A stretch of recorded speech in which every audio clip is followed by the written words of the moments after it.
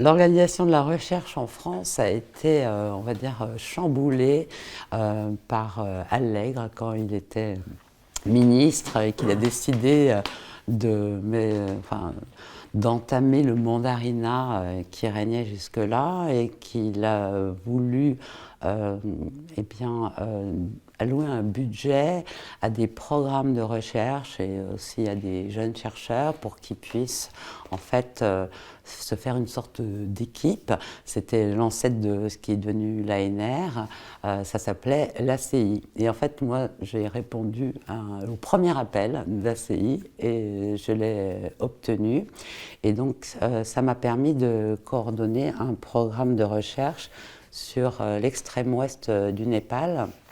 qui m'intriguait à plusieurs titres. Déjà, quand j'y avais été une première fois et que j'avais vu que l'outillage était différent, mais également les langues étaient très très dialectalisées. Et donc, ce programme qui a donné lieu à la publication d'un ouvrage, le voici, qui s'appelle Bards and Mediums, History, Culture and Politics in the Central Himalayan Kingdoms, qui est en anglais. Et c'est vrai que j'ai beaucoup publié en anglais parce que finalement, les intellectuels népalais, n'ayant pas accès au français, sinon on se parle qu'entre nous. Et je trouve que la période actuelle demande aussi qu'on puisse avoir des interlocuteurs parmi les gens dont on parle en fait. Et donc ce programme a été spécial dans le sens qu'il a mis ensemble des historiens népalais et indiens, des anthropologues, plusieurs nationalités, surtout français, mais aussi américains, etc.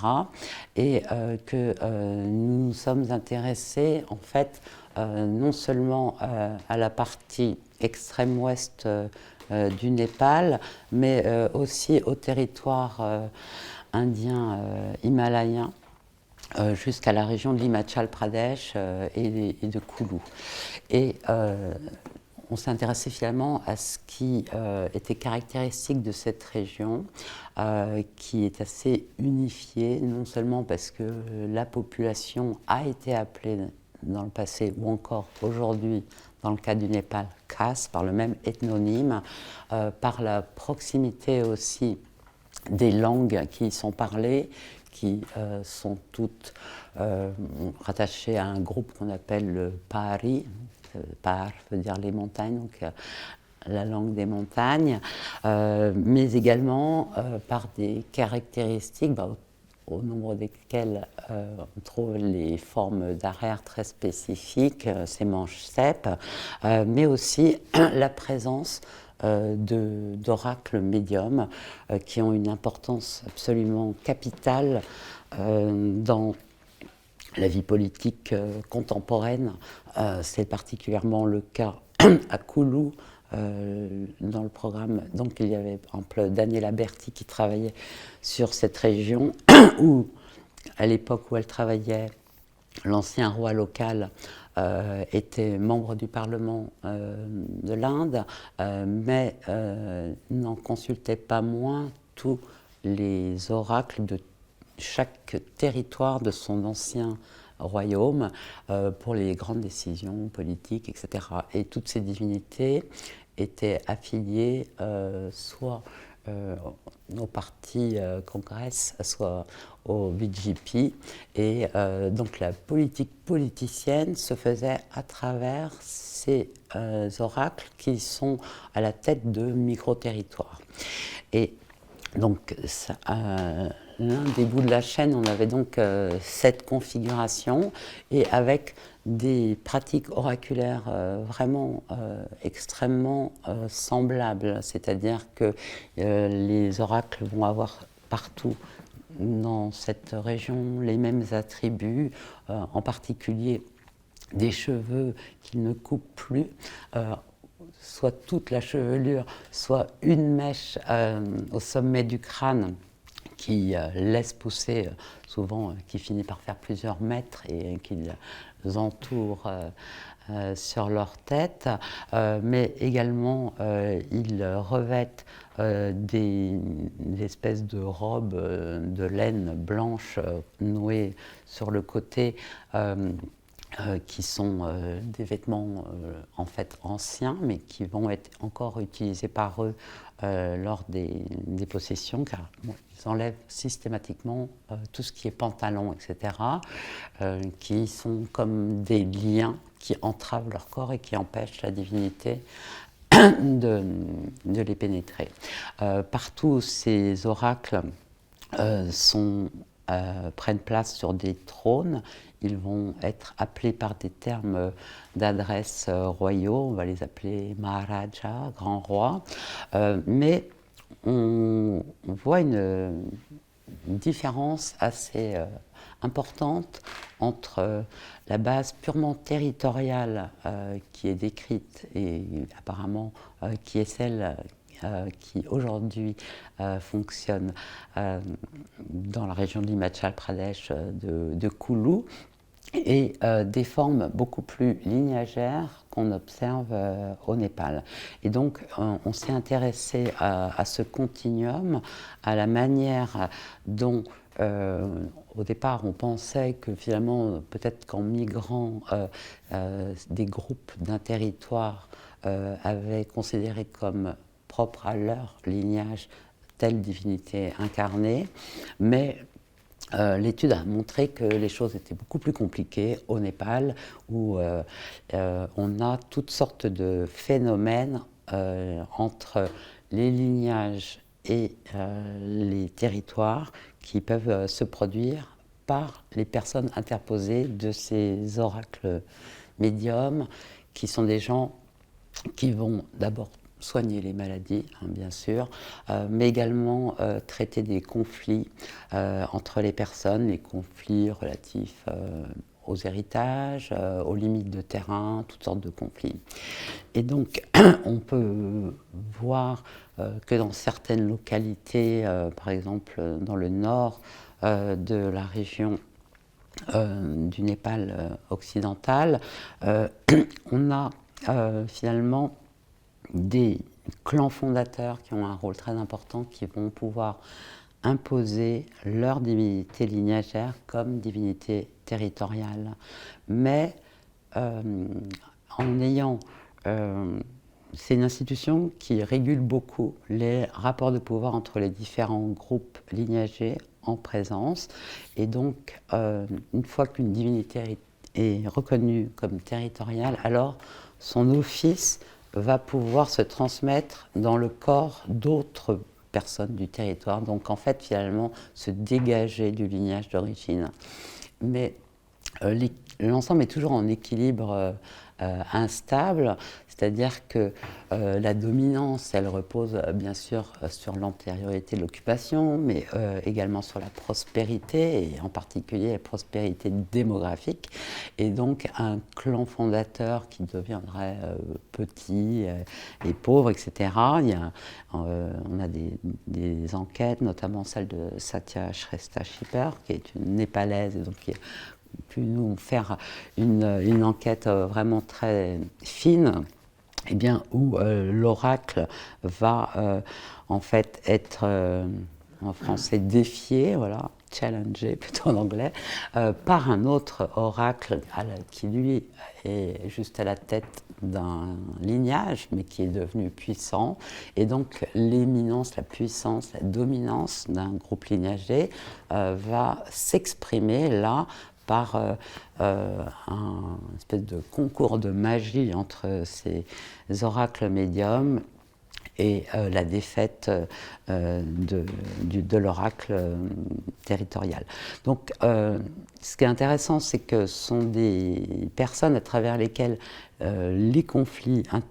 interindividuelles sont sans cesse régulées, mais également finalement la compétition, on va dire, entre les groupes lignagés. Et c'est quand même le propos, un des propos de ce programme et donc de cet ouvrage. Mais finalement, en travaillant dans cette région, à une période très particulière, puisque le mouvement maoïste qui a commencé en 1996 était déjà très actif quand on a fait du terrain à ce moment-là dans l'ouest du Népal. Et par exemple, moi qui voulais faire un terrain un peu itinérant et travailler sur ces cultes oraculaires, finalement, j'ai été obligée de m'installer dans une seule localité parce qu'il y avait la présence de forces de l'ordre et c'était sur ordre du préfet, donc c'était difficile de ne pas suivre ses recommandations. Mais il se trouve que cette localité de Doulou est une des deux anciennes capitales impériales de l'empire des Kasmala. Et que finalement, j'ai été coincée là pendant un mois, et puis j'ai pu y retourner, puisque après, finalement, ce terrain m'a passionnée, et que finalement, je suis assez redevable au préfet de m'avoir fait découvrir la richesse organisationnelle extraordinaire de cette ancienne capitale royale, sur laquelle il n'y avait pas eu de travaux, en fait, pratiquement. Parce que le peu de choses qui avaient été faites sur cet ancien empire, qui a été découvert très tardivement, en fait, et qui a été publié dans l'existence, a été publié la même année par un ascète népalais, Yogi Nararinath, qui était aussi un intellectuel, mais surtout qui était une personne qui était originaire de cette région et qui, comme les ascètes hindous, marchait énormément. Et donc qui a arpenté toutes les localités de l'ouest du Népal pour récolter l'ensemble des documents historiques et des traditions orales même, et qui a publié ça dans des ouvrages un peu disparates, sans traduction, bien sûr tout est en népali, mais bien souvent en népali vernaculaire, donc ce sont vraiment des textes difficiles à exploiter, qui n'avaient pas été vraiment exploités. Et en même temps, Giuseppe Tucci, le tibétologue et sanskritiste italien, qui est allé lui aussi à la même époque dans cette région et qui a publié deux ouvrages, dont l'un s'appelle « La découverte de l'Empire Kasmala ». Donc il se considère comme découvreur. Bon, évidemment, les locaux étaient eux bien au courant, parce qu'il y a quand même une tradition de lettrés locaux. Et puis cet ascète a publié un ensemble de documents beaucoup plus importants, mais qui étaient restés évidemment plus confidentiels, puisque en langue vernaculaire. Mais surtout, Tucci, qui était tibétologue de formation, a eu comme tendance à considérer que cet empire des Kasmala était en fait un empire tibétain. En effet, la plupart des inscriptions sont surmontées d'un stupa, donc un édifice religieux tibétain, et ont une première formule écrite en tibétain, Om Mani Padme Hum. Mais ensuite, le texte est entièrement en sanskrit, et donc finalement, il y a quelque chose d'iconique qui est tibétain, et bien, le contenu est évidemment pas du tout tibétain. Mais voilà, il a développé, il est un des premiers porteurs de la théorie qu'il s'agirait de souverains tibétains qui auraient créé cet empire-là. De fait, cet empire comprenait deux provinces tibétaines, Gugé et Purang, et il s'étendait aussi, on va dire, jusqu'en Himachal Pradesh. Donc c'est vraiment un empire sans équivalent dans la région himalayenne. Il n'y en a pas eu depuis, c'est le plus grand. Il n'a pas duré très très longtemps, mais donc Tucci s'était beaucoup plus intéressé à la capitale du nord de l'empire, qui est située elle aussi au Népal, à Jumla, qu'à la capitale du sud, Doulou. Alors, le fait qu'il y ait deux capitales, c'est quelque chose qui est propre à toute cette région. Même les tout petits micro-royaumes, la plupart avaient deux capitales. C'est dû au climat, donc ils avaient une capitale d'hiver dans des régions plus clémentes au sud ou en fond de vallée, et une capitale d'été en altitude, qui est souvent des places fortes, imprenables, c'était plus militaire. Et quand on regarde Jumla et Doulou, eh bien, ce qui est clair, c'est que la capitale du Sud est une capitale religieuse et la capitale du Nord peut-être avait un caractère plus militaire. En tout cas, cette capitale religieuse avait été totalement négligée et comme moi, par la force des choses, j'ai dû y rester très longtemps, j'ai pu en explorer vraiment les facettes eh bien, on y trouve une organisation rituelle absolument extraordinaire parce que vraiment datant de cette période, puisque à partir du moment où l'Empire s'est effondré, les choses se sont réorganisées assez différemment. Mais en fait, Doulou est le premier lieu qui est cité dans un document de l'Empire, un document qui a disparu, mais qui avait été traduit en anglais par un résident britannique en Inde, Atkinson, qui est très connu pour avoir publié plusieurs volumes d'une gazette, comme appelaient ça les Anglais, la Gazette himalayenne, qui comprend toute l'histoire de l'Himalaya occidental indien, mais qui va justement mentionner déjà l'existence de cet empire. Donc c'est vrai que Tucci n'était pas le tout premier, puisque ça c'est le 19e siècle. Et puis l'historien indien qui faisait partie de notre programme a pu trouver finalement la copie du texte faite pour Atkinson, avant la traduction, donc en texte vernaculaire, mais écrit à la main par le pandit qu'il avait utilisé. Il faut savoir que cet historien, Maheshwar Joshi, lui a pu racheter beaucoup de plaques inscrites de l'époque Malla qui étaient encore entreposées chez des chaudronniers qui s'apprêtaient à les fondre pour faire des pots en cuivre, parce que ce sont des belles plaques de cuivre. Et donc, malheureusement, le sort de ces inscriptions a souvent été d'être fondu. Toutefois, l'éminent historien népalais qui a pu collaborer avec nous a réussi à en réunir 200 à peu près datant de cette période, donc début du XIIe, fin du XIVe, et montrer qu'en fait 90% de ces inscriptions sont des donations de terre à des brahmanes d'un rang particulier qui sont des astrologues. C'est intéressant parce qu'il va y avoir en fait par la suite dans l'histoire une guerre contre les astrologues, notamment de l'Ouest, qui se considèrent comme des gens importants, et les organisations royales hindoues du centre, eux, considèrent que les astrologues sont des brahmanes dégradés, et donc ils vont les punir pour faire des rituels, etc. Et en fait, ils vont être spoliés pratiquement de leurs biens à cette époque après l'unification. Mais pour cette époque-là, la capitale est très intéressante à Doulou puisqu'elle est située sur une colline où il y a énormément de vestiges archéologiques qui n'ont pratiquement pas été étudiés jusqu'à présent. La tradition orale raconte qu'il y avait 272 fontaines ouvragées, et effectivement, on en voit encore un certain nombre. Mais surtout, c'est une capitale qui est entourée en fait, de toutes parts de rivières très très sacrées, et traversée par une qui l'est encore plus, parce que le long de ces rivières, en fait, il y a des bouches de gaz et des flammes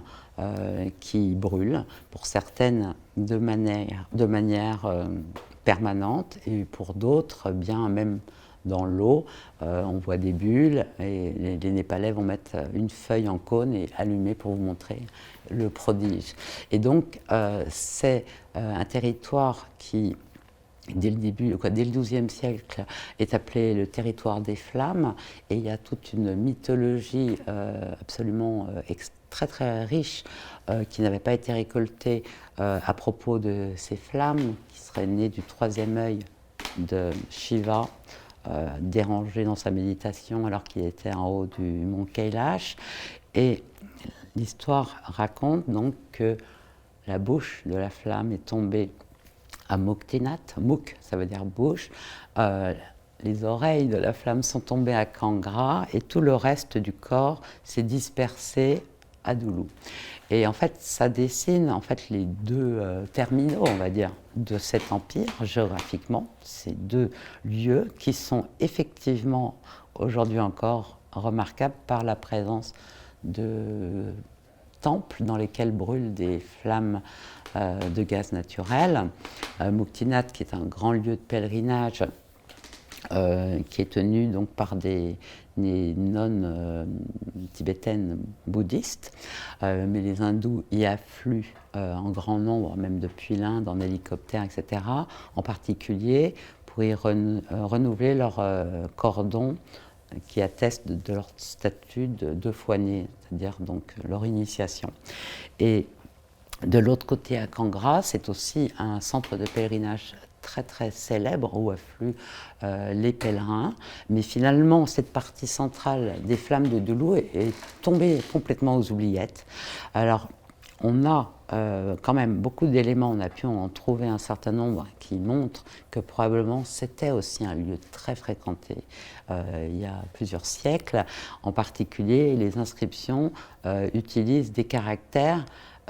qui ne sont pas utilisés localement, c'est-à-dire des caractères utilisés à l'époque dans la région de Bénarès par exemple, et puis utilisent également cette formule en tibétain comme si en fait c'était des panneaux qui devaient être compris par tous les étrangers aussi qui pouvaient venir dans ce centre. Et donc les feux qui sont vénérés à Doulou. Il y en a trois particulièrement remarquables, qui est le lieu de la tête, le lieu du nombril et le lieu des pieds. Ce sont en fait, ce culte au feu, évidemment, il peut faire penser à d'anciens cultes zoroastriens, etc. Mais ce sont des usages très particuliers, puisque ce sont des feux au contraire de ceux des zoroastriens qui ne doivent jamais être souillés, ce sont des feux crématoires, associés en tout cas à la crémation. Et encore aujourd'hui, le royaume est divisé en 5 territoires de personnes qui vont payer au temple du feu des sortes d'impôts, et en échange de quoi ils vont pouvoir conduire leurs morts au lieu du feu et utiliser le feu pour allumer le bûcher funéraire de l'un des leurs. Et il y a donc à Doulou finalement la mort qui règne dans tous ces territoires qui entourent la capitale impériale. Et l'intérêt de Doulou, c'est que c'est un lieu où quand l'armée Gorkhali est arrivée, la plupart des gens étaient partis en fait de peur de l'ennemi, et ceux qui sont restés en fait n'ont pas combattu et ont accepté la présence d'être annexés et la présence ennemie. Et en échange de quoi les souverains de Doulou ont conservé le droit de garder leur titre et d'avoir une forme d'autonomie au sein du royaume du Népal. C'était un des 4 petits royaumes qui a conservé ce statut de royaume vassal à l'intérieur du royaume. Et cela jusqu'à un décret de 1970, mais qui permettait au dernier souverain de continuer, lui, personnellement, à porter le titre jusqu'à sa mort, et donc à conserver aussi intact, très intact, là, les rites. Et donc, Moi, j'y suis allée, c'était donc la période révolutionnaire, on a eu une sorte d'attaque dans le village pendant que je m'y trouvais, donc je n'ai pas pu observer les rites donc en 2000, mais j'ai pu me les faire raconter. Et ce qui est intéressant, c'est qu'on voit là que le souverain va prendre la place d'un dévot, un, un vénérateur du feu, quand le 7e jour de cette fête nationale, toujours la même, c'est la flamme des pieds qui va être conduite au centre de la capitale impériale, et en fait le souverain va descendre, comme disent les locaux, au niveau du sol, s'habiller en ascète, et il va échanger en fait son rôle avec celui de tous les ascètes qui sont les gérants de ces temples au feu et de leur domaine, pour une sorte d'interrègne où c'est la flamme de Doulou étant considérée comme la forme matricielle de cette flamme qui détruit l'univers entre chaque fin de cycle, et qui s'appelle Kalagni. Et donc là, il y a vraiment, la fête prend un rôle cosmogonique, puisque l'interrègne est marqué par le règne de ce feu dévastateur, avec un retrait momentané du pouvoir royal.